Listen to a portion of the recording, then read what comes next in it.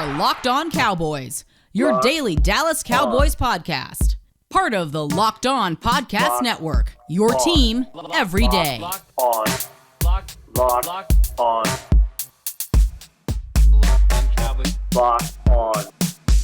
Cowboys. Welcome back to the Locked On Cowboys podcast, part of the Locked On Podcast Network. Thank you for tuning in. I am your host, Marcus Mosher. You can follow me on Twitter at Marcus_Mosher. And joining me today, as always, is Landon McCool. You can follow him on Twitter at McCoolBCB. You can also listen to him on the Best Coast Boys podcast. Landon, what's going on, sir? Not much. It's the bye week, so we kind of get a chance to take a breath, finally kind of digest things a little bit, not be constantly caught up in the in-season race, and kind of take a step back and take a look at exactly where this team is, through 6 weeks going into week 7. Yeah, so we started watching the film from the Cowboys' Week 6 win over the Patriots. I'm almost finished with defense. I still have a little bit more work to do on offense. I know you have some more work to do. So we're going to do an all 22 show on Wednesday. So make sure you guys are tuning in for that. But today we're going to answer your Twitter questions, and we've got a lot of really good ones, Landon. Let's first start with this one from Mark, and I'm never going to pronounce your last name, Mark. I'm sorry. I'm just not going to do it because I don't want to end up to be a meme. Yeah. Gotta. All right. Which player are you the most excited to have back on the team after the bye? That's such a good question. It's going to be a little bit longer than the rest of these guys, but DeMarcus Lawrence, when he gets back, is going to be a real shot in the arm for this defense, I think. I think you could easily say, Michael Gallup, because I think Gallup is obviously going to be, extremely helpful in kind of re-injecting more deep, even more deep passing into this game. But I do think that if you're talking about pound for pound, who may make the biggest difference, in the outcome of their unit individually, I think DeMarcus Lawrence coming back from his foot injury with what you've already, managed to kind of cobble together with as a pass rush, I think it's really going to be a shot in the arm and take a kind of what seems to be kind of a middling defense, which is fantastic for us at this point, and may even take it up a notch or two, which is exciting. Yeah, that's a good answer. For me, it's Sean McEwen. Finally, you get a tight end one. No, it's not McEwen. It's actually Lyle Collins. Because when you have Lyle in the game, you can just do so much more on offense, right? Like, as well as Terence Steele is playing, you just don't have to really protect Lyle Collins. And he can be such a dominant blocker in the run game. It just helps you open up your offense. And Landon, that actually leads me to my next question. A lot of people want to know about this Lyle Collins, Terence Steele situation. According to Jerry Jones this morning on 105.3 The Fan, he said normally the incumbent does have the position, but that's not a golden rule at all. We also saw Mike McCarthy say, not necessarily say that Collins gets his job back right away now that he's reinstated. So what's your kind of takeaway on this situation between Collins and Steele? I think ultimately at the end of the day, Collins is going to get his job back. I think that the nature of what may have gone down with Collins is such that they don't necessarily want to be publicly seen as like completely giving back Collins his job right away, and that, and maybe just to kind of give Collins the heads up that, hey, like, we can't keep doing this, like we need to be able to rely on you. And if we can't, there are other people out here that we can rely on. So just kind of hanging that over him as in like, hey, this is not guaranteed the next time this happens that you're getting your job back, is a good way to kind of just, further impose onto him that this was a serious situation. You put us in a real bind, and we're lucky that we kind of came through on the other side. But I mean, there are no guarantees that you're getting your job back if this happens again. This seems more like a shot across the bow than this is an open competition, kind of conversation. Yeah, and I don't know. I have some mixed feelings. I think first and foremost, Mike McCarthy loves Terence Steele. So we should also just point that out. Like, they stuck with him all last year despite some pretty poor performances. Mike McCarthy bragged him up all off season long about how good of a worker he's been and how much he's improved. And then he goes out and he plays pretty well. So I think this is also my gut tells me, Landon, is they're doing this to motivate Collins to have 2 really good weeks of practice and 2 really good weeks of meetings, right? Like, hey, if you're not 100% in and you just think you're just going to get this job back because you're reinstated, that's not the case. We'll rock with Terence Steele if we have to. But I do agree with you. Collins is going to get this job back sooner rather than later. Yeah, exactly. I think that's it. Exactly. The job is basically, nudge, wink, wink. It's Collins. But, the idea is that you can't just waltz into this job. You can't just walk into this job with no problem. Steele has worked his butt off and will continue to work his butt off. And now he's nipping at your heels. So you need to kind of get back and hit the ground running and play at the level we know you can play, because there potentially could be a shorter leash than there had been previously, now that we know that there's something behind you. Jerry Jones also mentioned that they're going to need both Terence Steele and Lyle Collins at some point this year. And he's right. Like, just the nature of the NFL, especially with the 17-game schedules, you're probably going to need both of those guys at some point. So keep Steele ready. Maybe they even split snaps during practice this week just to kind of get Collins back into the flow of things, keep Steele into the lineup. So just something to watch. I would be surprised if we saw Steele and we talked about this too, but Steele taking some of these tight end reps, that so you're saying a McGovern. 7 offensive line look with Connor McGovern as a fullback? I tweeted that out, I think 2 weeks ago, that I would be very excited to see something like that. I think this is the team that could do something like that, to be honest. So we'll see. Now that would be fun. That would be a lot of fun. All right, let's take a quick break so I can tell you guys about McDonald's. This episode of Locked On Cowboys podcast is brought to you by McDonald's, proudly serving communities since 1965. McDonald's has always been more than just a place to get tasty, affordable food. It's a place where friends and family from the community can come together. A big thank you to all of our friends at McDonald's for always being there. Ba-da-ba-ba-ba-ba. I'm loving it. All right, really quickly. Nice. McDonald's, your favorite item at McDonald's ever? Oh, ever? I mean, that's hard. When I was in my youth, I would definitely house a large number of chicken nuggets, McNuggets on a dare. I definitely remember there being more than 20. Oh yeah. Oh yeah. Like, I mean, I definitely remember in high school there being McNugget eating contests that me and some other guys on the football team would kind of take part of. I was always a snack wrap. You remember the snack wraps? Oh yeah. Those were legit. Yeah, bring absolutely. Back the snack wraps. McDonald's. All right. Let's move on and get to some more questions. This next one comes from Colin. It seems like this one's directed at me. He said, Marcus, you don't seem to be bothered by Connor Williams leading the NFL in holding calls. Why is that? Because I think holding calls are a little subjective, right? Like, it just depends on who wants to throw them and who doesn't, right? So that's part of it. On top of that, when he's not getting called for holdings, he's been really good this year. Like, he's just a really, really good player. So I can live with one penalty a game if you're on the other 75 snaps, you're just balling out. So I guess just what it is. I have a hard time watching that last game and being upset with individual players with subjective penalties being called by these referees. Why is that, Landon? Because they are terrible. I'm not going to get fined. So I can sit here and tell you that the NFL referee situation is an embarrassment to the league. It literally is an embarrassment.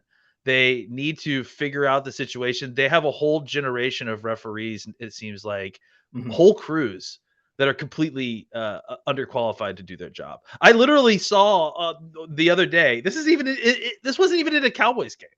I literally saw the other day. I'm sure you saw it too, where in the Bears-Packers game, a referee crew spotted the ball 2 yards outside the hash mark.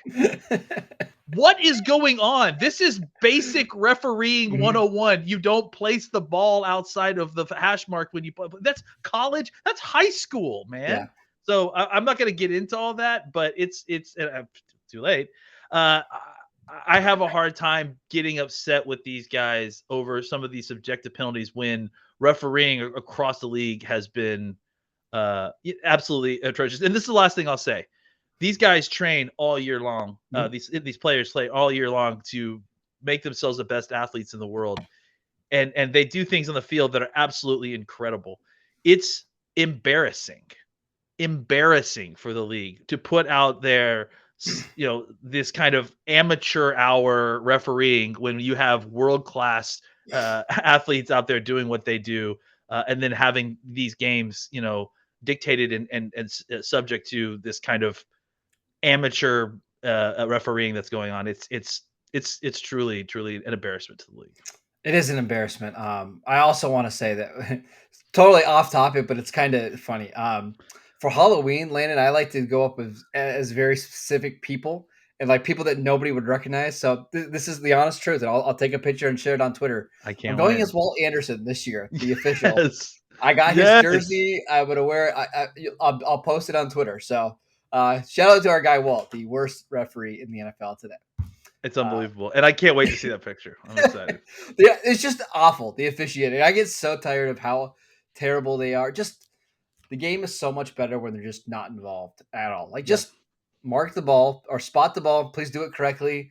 And unless something is egregious, just stay out of the way because people aren't paying to watch these officials. And yet, for some reason, they think they are. I don't get it. Yeah. Exactly. All right, next one. This one comes from Taha. He wants to know, should Micah Parsons get more reps at defensive end than he's gotten over the past few weeks? He has not graded out particularly well at linebacker since switching back. So what do you think? Where should the Cowboys use Micah Parsons? Yeah, I mean, I just don't think it's a good idea to kind of constantly be flipping him around based on individual performance in one game. I mean, he's allowed to have a bad game as a linebacker, without removing him completely for that equation. I am still of the opinion that he should be playing the mixture of snaps based on the opponent, and based on the game plan. So I'm not trying to hit a target for this stuff. I'm not trying to, hey, he needs to play X amount of snaps as a defensive end and X amount of snaps as a linebacker. Every week. I think that it should really be dictated by the opponent. I agree. I know he's had a couple struggles here and there, but ultimately this defense is going to be better long-term with him playing multiple positions. And I don't think he's been bad enough at linebacker that you have to worry about it because it's not been the case at all. New England's a tough opponent. Like, they have a really tough running attack. Belichick and Josh McDaniels make things hard on linebacker. So I'm not worried about it. We're 6 games into his career. I think he'll be fine. I think a hybrid position has always suited him better than just being a full-time defensive end or full-time linebacker. All right, next one from Evan. He says, please discuss Cedric Wilson versus Michael Gallup. What are the pros and cons of each, and who do you want to see on the field when Gallup comes back? Michael Gallup. I mean, I agree.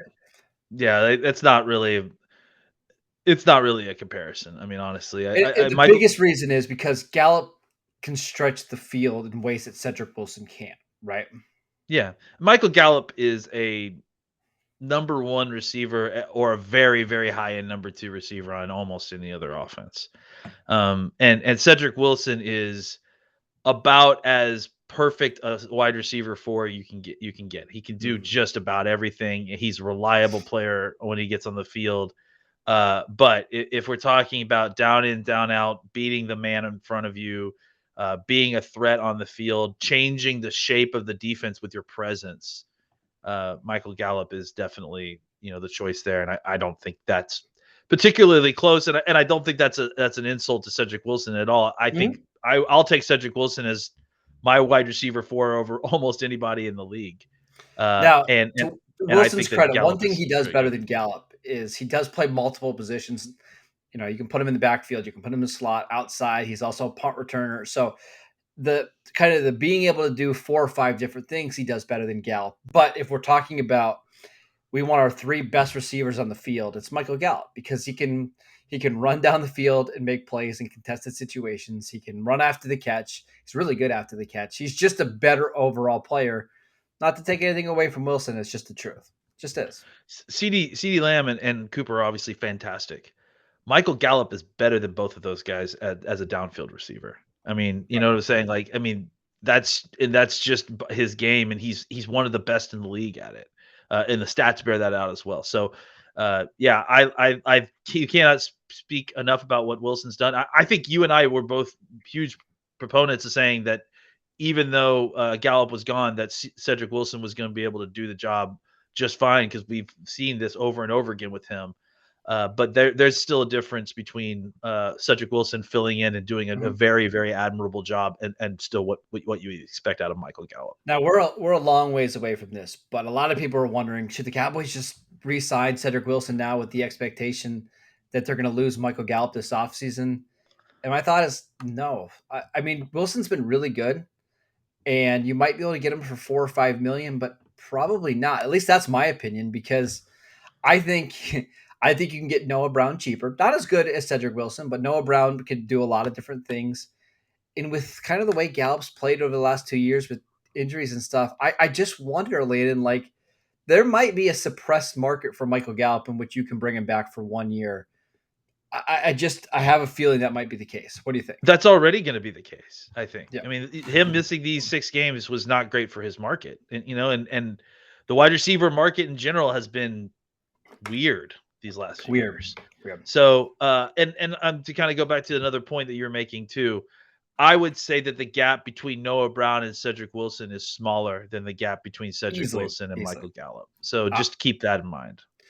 Yeah, I mean, what's going to happen with Michael Gallup, unfortunately, and it's really not fair to him at all, is teams are going to look at his stats. In 2020, he played 16 games and he had 800 yards. This year, he's played 1 game, obviously 36 yards in that game. We'll see if he's even back, after the bye, or if the Cowboys are taking it really slowly. But for a player who's not produced in a big way over the last couple of years, I just don't think he's going to get the market that like a Kenny Galladay got. And he doesn't have the raw speed that like a Curtis Samuel got. So I just don't see him getting $12, $13 million a year like many people anticipated. It's just Yeah, I mean, I think they'll look at the Kenny Galladay contract and go, and then honestly, I think all of our concerns about Gallup leaving on a big contract were hinging on the fact that he has been a breakout star waiting to happen, and that this was the year that those numbers would show up. And unfortunately, because of the injury, that hasn't happened yet. Maybe that happens in the last half of the season enough to drive up a market, but it still isn't probably going to be the market that we anticipated with a full season of Michael Gallup in this offense.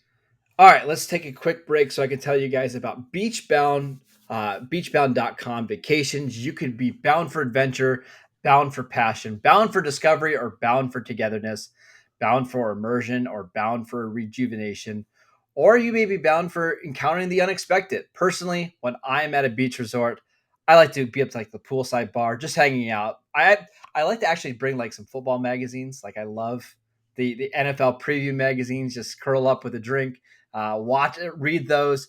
With beachbound.com, you can find the perfect beach vacation for you, no matter what you are looking for. What are you bound for? Visit beachbound.com today. Also want to tell you guys about our old friends at Rock Auto. RockAuto.com is a family business serving auto parts to customers online for over 20 years. They have everything from engine control modules and brake parts, motor oil, and even new carpet. Whether it's for your classic or your daily driver, get everything you need in a few easy clicks delivered directly to your door. The RockAuto.com catalog is unique and remarkably easy to navigate. Quickly see all the parts available for your vehicle and choose the brand, specifications, and prices that you prefer. Best of all, prices at RockAuto.com are always reliably low. Amazing selection, reliably low prices, all the parts your car will ever need. Visit RockAuto.com today. All right, Landon, let's get to a few more questions. And a lot of people want to know about the Cowboys at the trade deadline because they believe the Cowboys are a Super Bowl contender. What positions should the Cowboys potentially be looking to target here over the next couple of weeks? I mean, I don't know that it's any different than what we've talked about before, right? It's defensive tackle, I would think. I wonder if, Edge? maybe. it may be, cornerback maybe, but I think they like what Anthony Brown has done so far. I think they're obviously interested to see what Kelvin Joseph does on the other side of the bye. It's got to be, if you're getting a corner, it's got to be somebody significantly better than Yeah. that, because they don't need depth, right? Like, that's the one No, thing they don't have. no. They've They need got a lot of depth. They need a clear number 2 or a clear 1, if that kind of guy was available over Trayvon Diggs.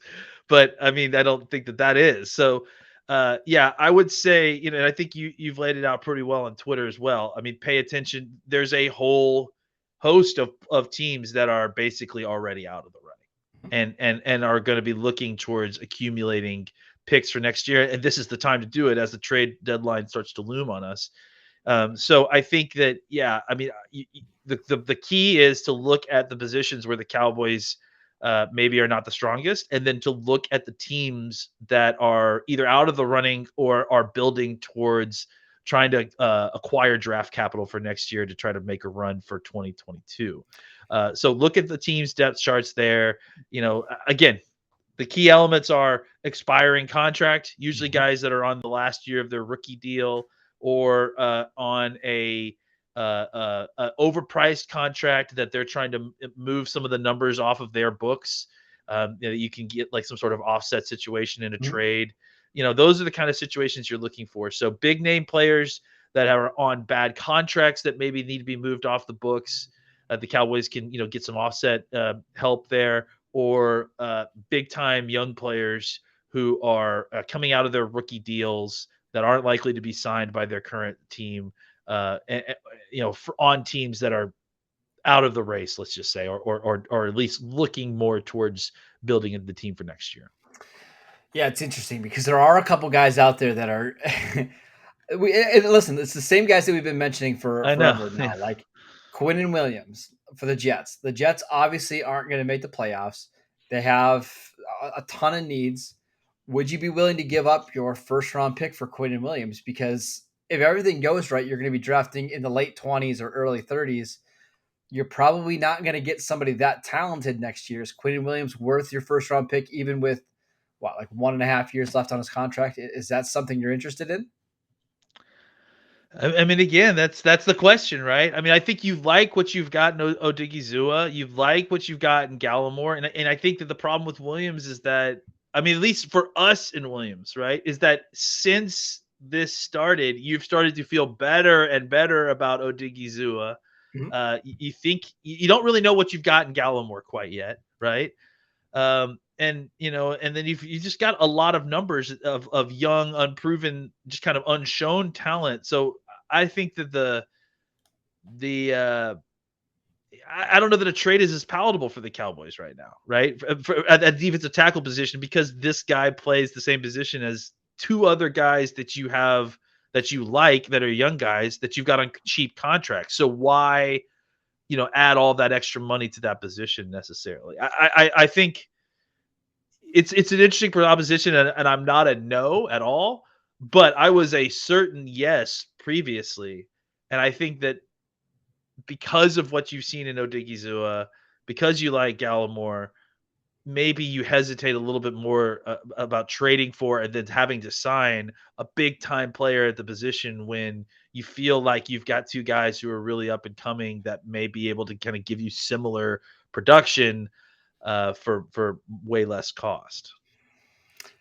The Quinnen one is so interesting to me because he's only 23 years old. And there's just not a lot of guys out there that can do what he can do. And I think if you're looking at this long term, you're like, okay, we've got Osa on a rookie contract. We've got Neville Gallimore on a rookie contract. If we can add one more guy to just give us like three guys up front that we just feel great about, and we can kind of mix and match because Williams can play the 1 and the 3, and he can play a 5 technique if you need him to. That part of it is really, really intriguing because, again, we're going to get to the draft, next April, and there's just not going to be a defensive tackle prospect anywhere close to being as good as he is late in the first round, and it's going to be one of their biggest needs. I don't know. I don't know how I feel about that one, Landon. It's close. It's not like a cut and dry situation because I just gave you one side of the argument. I completely agree with the other side too. Like I'm certainly not going to be upset if they do this trade, right? It's just a matter of I could easily see how it became a little bit less of a necessary feeling trade because of the way that you've seen Osa play. So, but no, look, I mean, you're right. Let's look at the other side of it. Let's say they do give up all that. They trade him. They probably are going to have to sign him to a deal as well. What do you get on the other side? Suddenly, what you have now is a dominant defensive line. You've got a defensive line that's got a rotation of good players on the interior. When DeMarcus Lawrence comes back, you suddenly have a defensive end group that has a rotation of good players on the outside. And you take what was a bad to being good, being okay defense to being okay to being good defense. Yeah. And then suddenly, yes, that puts you really right smack in the middle of the Super Bowl contenders, I think. Well, So and the thing is, if you're looking ahead a little bit to like, let's say you play Tampa Bay again in the playoffs, like the best way to disrupt Tom Brady is pressure right in the middle. mhm. And if you can have multiple guys that can do that, that would help. Same with Aaron Rodgers. Same with Matt Stafford, right? Like if you can win in the interior against those teams and without having to blitz as much as you are, it would certainly help the defense. Like first round pick might be a little rich considering he's been banged up. It maybe hasn't quite played to like a Pro Bowl level yet, but man, he's talented. It's something that we'll have to think about over the next couple of weeks. Absolutely. Any other thoughts that we want to get off our chest before we head out, Landon?